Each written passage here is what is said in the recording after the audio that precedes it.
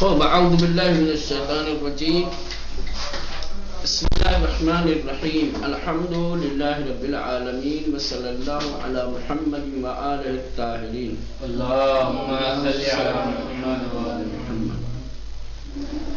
گزشتہ درس میں آپ حضرات کی خدمت میں عرض کیا گیا تھا کہ فعل مصدر سے بنایا جاتا ہے، ٹھیک، اور مصدر کی پہچان فارسی زبان میں آخر میں دن یا تن ہونا ہے۔ جس کلمے کے آخر میں دن یا تن ہو اور اس سے دوسرے افعال بنے تو اس کو مصدر کہتے ہیں، یعنی وہ مصدر کی پہچان ہے، ٹھیک۔ اس سے پہلے ماضی بنایا جاتا ہے، ڈائریکٹلی جو بنتا ہے پہلے ماضی بنتا ہے۔ کیسے؟ مصدر کے آخر سے نون گرا دو، مصدر کے آخر سے نون گرا دو تو پہلے ماضی بن جائے گا، جیسے گفتن سے گفت، رفتن سے رفت، آمدن سے آمد، شنیدن سے شنید، خواندن سے خواند، ٹھیک۔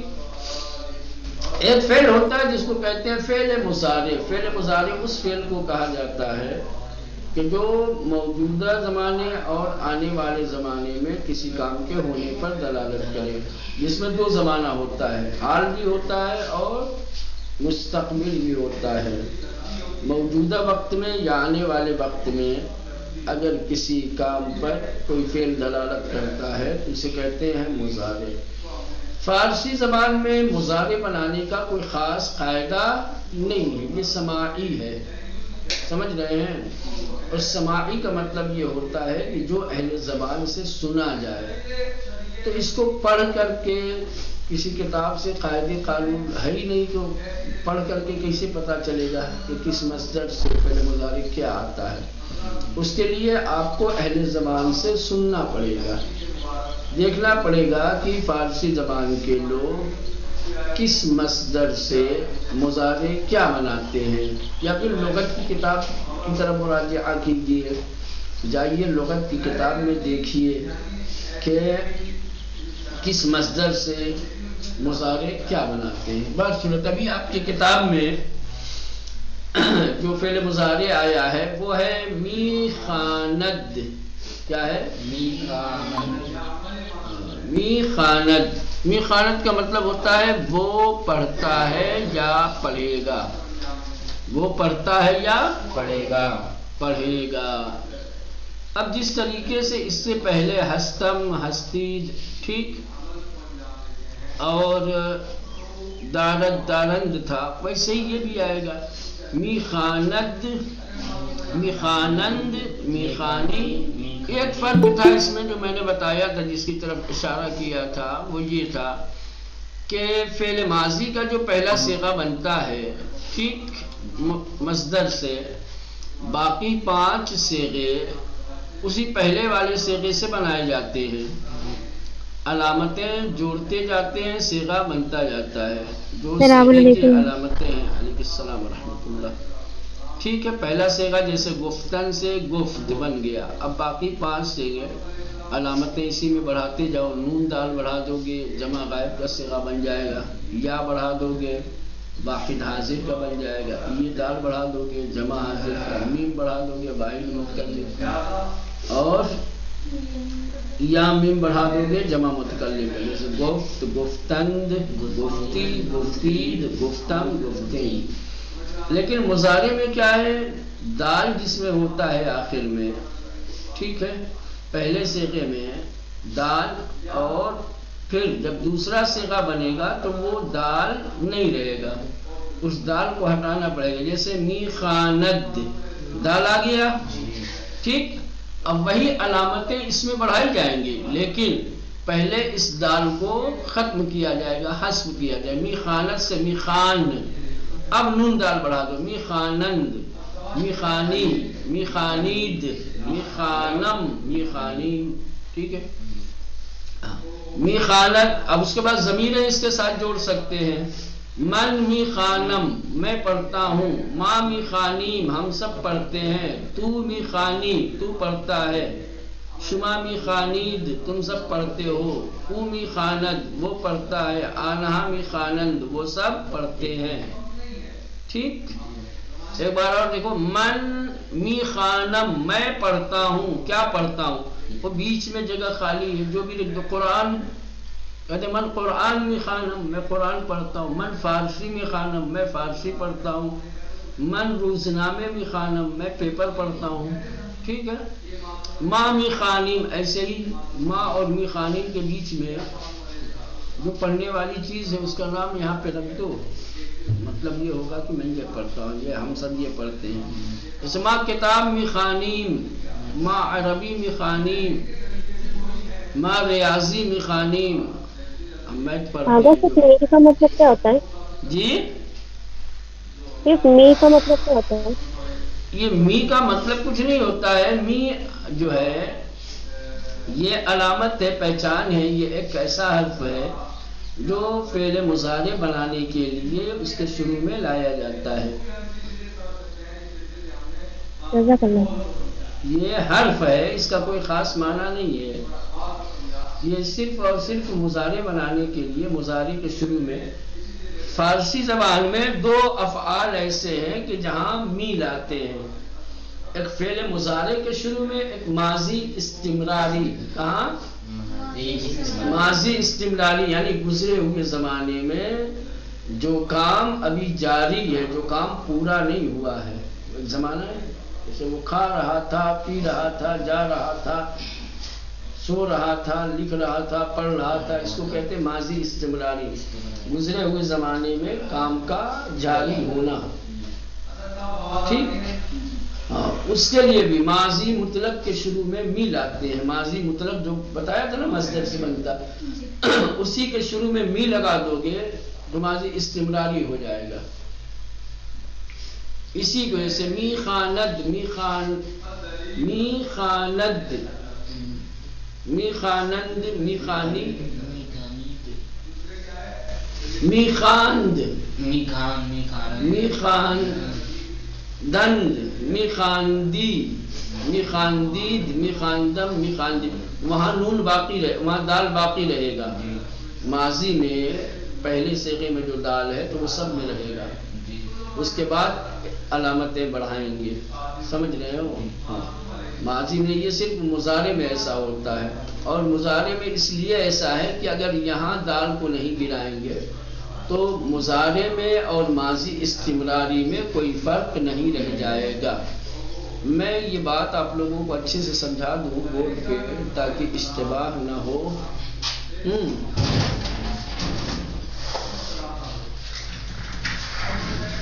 دیکھو یہ ہے مضارع.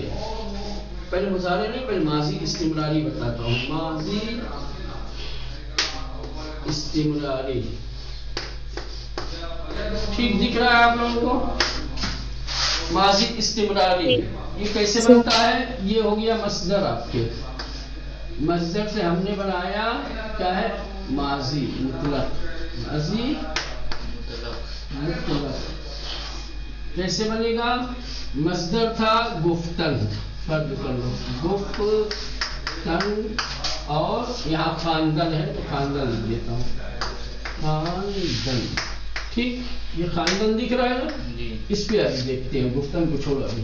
یہ ماضی مطلق بتایا. ماضی مطلق کیسے بنتا ہے؟ مصدر سے. کیا کرتے ہیں؟ مصدر کے آخر سے نون گرا دیتے ہیں تو ماضی مطلق ہو جاتا. تو کیا ہو گیا؟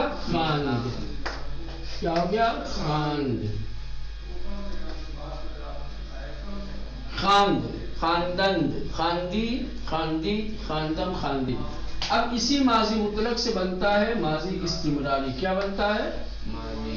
ماضی استمراری. کیا کرتے ہیں؟ اسی کے شروع میں ایک میم بڑھا دیتے ہیں. کیا کرتے ہیں؟ می بڑھا دیتے ہیں. می یا ہمی، می بڑھا دیے تو اب یہ خاند تھا، کیا ہو گیا؟ می خاند، می خاند، می خاندند، خاندید. ٹھیک. اب آ جاؤ ماضی مضارع. آ جاؤ. کیا آ جاؤ؟ یہ ماضی استمراری ہو گیا. ٹھیک. اب مضارع آ جاؤ. مضارع حقی آپ نے دیکھا می یہ خاند ہے، وہ می خاند کیا ہے؟ می خاند کیا ہے؟ می خاند۔ اب فرض کر لیں اس پہلے صیغے میں جو دوسرے صیغوں کی علامتیں ہیں وہی علامتیں آپ بڑھا کر کے صیغے بنا رہے۔ اب یہاں کیا تھا؟ نون دال، کیا ہو جائے گا مولانا؟ خاندند ہے نا، یہ بڑھا دیا ہم نے، یا بڑھا دیا، کیا بڑھائے؟ اب بتاؤ اوپر اور نیچے والے صیغوں میں کوئی فرق دکھ رہا ہے آپ کو؟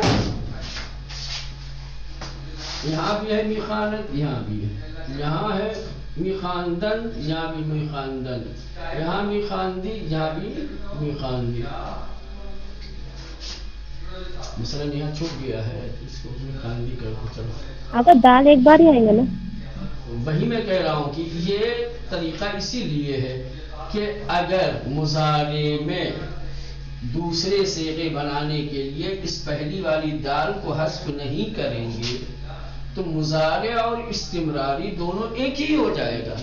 تو جب دونوں ایک ہی ہو جائے گا تو کیسے پتا چلے گا کہ یہاں ترجمہ ہم مضارع والا کریں یا استمراری والا؟ معنی تو دونوں کا الگ الگ ہے اور صیغہ ایک ہی ہو گیا، تو کیسے پتا چلے گا کہ اس صیغے سے ہم کو مضارع والا معنی کرنا ہے یا استمراری والا معنی کرنا ہے؟ اس لیے ایک فرق رکھنے کے لیے، تاکہ فرق رہے دونوں میں، ماضی استمراری اس کی الگ پہچان ہو، وہ اپنا معنی دے، مضارع اس کی اپنی پہچان ہو، یہ اپنا معنی دے۔ اسی لیے اس میں کہا گیا ہے کہ جب دوسرا صیغہ بناؤ تو یہ پہلے صیغے کے داغ کو گرا دو، خان ہو گیا، کیا ہو گیا؟ خان۔ پھر ایک نون اور پھر دال بڑھاؤ، اب می خانند کیا ہو گیا؟ می تو ہے ایسا، می خانند، می خانی، دیکھیں دال نہیں ہے ہے نا، خالی پہلے صیغے میں دال آیا تھا، اس کے بعد می خاند، می خانند، می خانی، می خانید، می خانم، می خانیم۔ سمجھ میں آیا کہ نہیں؟ اب ایسے ہی نہیں بولو جی، مجھے سمجھ میں آ رہا ہے نا، تم لوگوں کا چہرہ دیکھ کر کے کتنا سمجھے ہو۔ تم کیا سمجھ رہے ہو؟ دیں گے کہ ہاں تم کو سمجھ میں آ جائے، سمجھا تو چلو بتاؤ کیا فرق ہے؟ کیا فرق ہے بہو ماضی استمراری میں اور مضارع میں؟ بتاؤ چلو، لکھا ہے بورڈ پہ، دیکھ کے ہی بتا دو، چلو نہیں بتا سکتے زبانی تو۔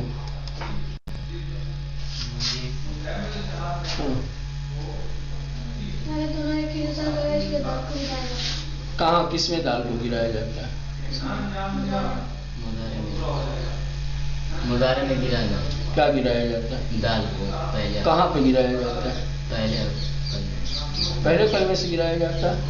پہلے کلمے تو رہے گا، دوسرا جب بنانا رہے گا تب ہاتھ پکڑنا ہو رہے گا دال کو۔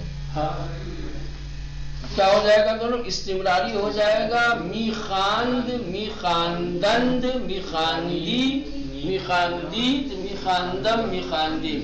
اب مضارع کیا ہو جائے گا؟ می خاند، می خانند، می خانی، می خانید، می خانم، می خانیم۔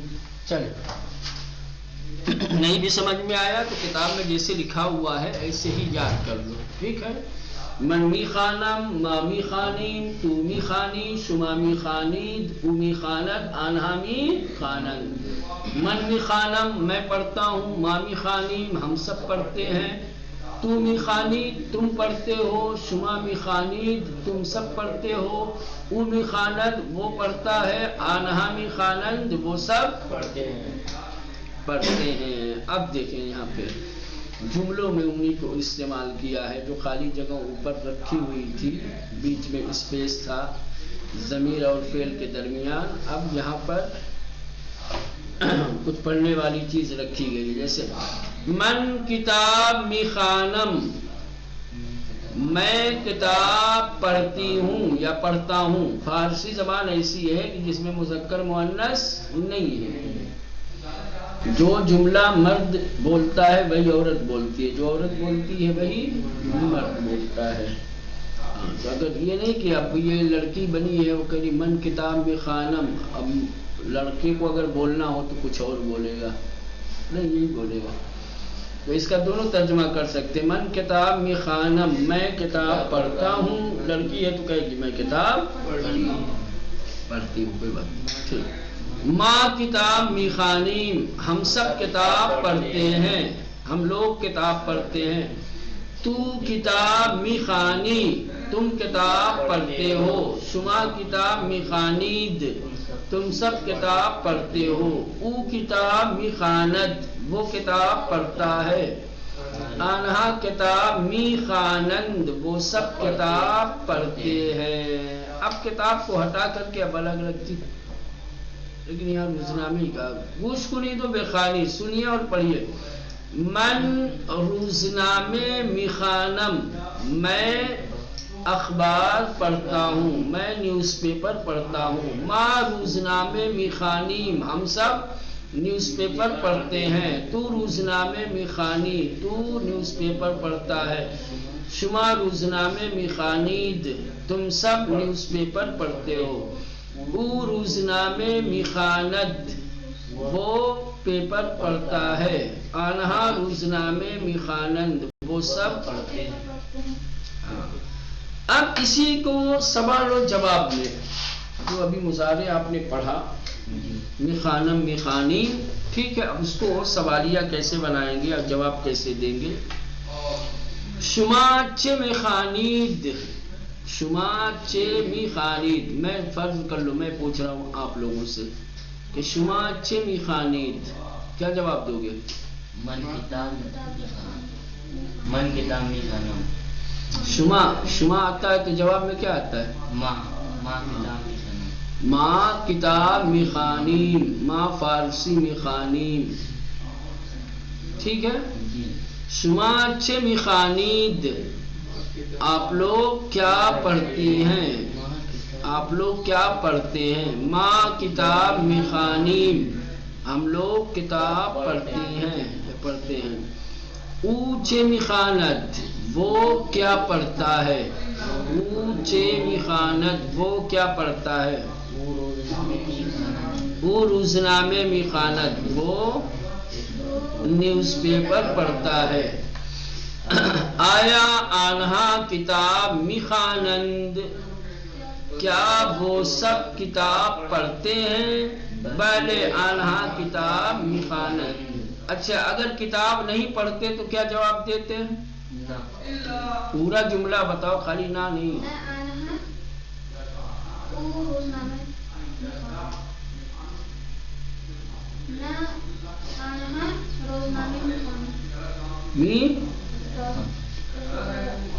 کیا رہے گا؟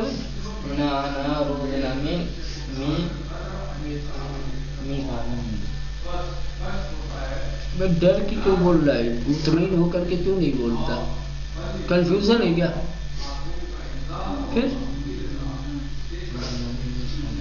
آیا آنہا کتاب می خانند، شروع میں آیا آ گیا ہے تو میں نے بتایا تھا کہ جب سوال آیا سے ہوتا ہے تو اس کا جواب دو طریقے سے دیا جاتا ہے، یا بلے یا نہ. یہاں پہ بلے کے ذریعے سے جواب دیا گیا ہے. اگر فرض کر لو نہ میں جواب دینا ہوتا تو کیا بولتے؟ ایک تو آیا کو ہٹا کر کے نہ لگا دیتے، اور دوسرے جو چیز ذکر کی گئی جس کے بارے میں پوچھا جا رہا ہے اس کو ہٹا کر کے اس کی جگہ پہ کوئی دوسری چیز. کتاب کے بارے میں پوچھا گیا، کتاب کو ہٹا کر کے وہاں کچھ بھی رکھ دو، قرآن رکھ دو، روزنامے رکھ دو، مجلے رکھ دو. نہ آنہا قرآن می خوانند، نہ آنہا روزنامے می خوانند. شما چه می خوانید، تم سب کیا پڑھتے ہو. ما روزنامے می خوانیم، ہم سب پیپر پڑھتے ہیں. شما یہاں واحد حاضر کے لیے آیا ہے، یعنی تو کی جگہ پر احتراماً. کیا ہے؟ احتراماً، ایک شخص سے حاضر کے لیے. شما بمعنی تو ہے یہاں پہ. شما چه میخوانی آپ کیا پڑھتے ہیں. من روزنامے میخوانم میں اخبار پڑھتا ہوں پیپر پڑھتا ہوں. آیا شما کتاب میخوانید کیا آپ یا تم سب کتاب پڑھتے ہو. بلے ما کتاب میخوانیم ہاں ہم سب کتاب پڑھتے ہیں. آیا او روزنامے میخواند کیا وہ نیوز پیپر پڑھتی ہے. نہ او کتاب میخواند نہیں وہ کتاب پڑھتی ہے. آیا آنہا روزنامے میخوانند بلے آنہا روزنامے میخوانند. آیا شما روزنامے میخوانی یعنی کہ نہ من کتاب میخوانم نہیں میں کتاب پڑھتا ہوں. ان خانم چه میخواند یہ خاتون کیا پڑھتی ہے. ان خانم کتاب میخواند. اب پاسخ درست را انتخاب کنی. سوال جواب ہے. ایک سوال ہے اس کے 3 جواب دیے گئے ہیں جس میں سے ایک جواب صحیح ہے وہ آپ کو ڈھونڈنا ہے. کل مطالعہ کر کے آئیے گا اور اچھی طریقے سے من می خانم مامی خانم تمی خانم شما می خانید او می خاند آنہا می خانند ایسے یاد کر کے آنا کہ کم سے کم 5-7 مرتبہ ایک سانس میں سنا سکو. ٹھیک ہے مامو. ہاں چلیں اب کوئی مشکل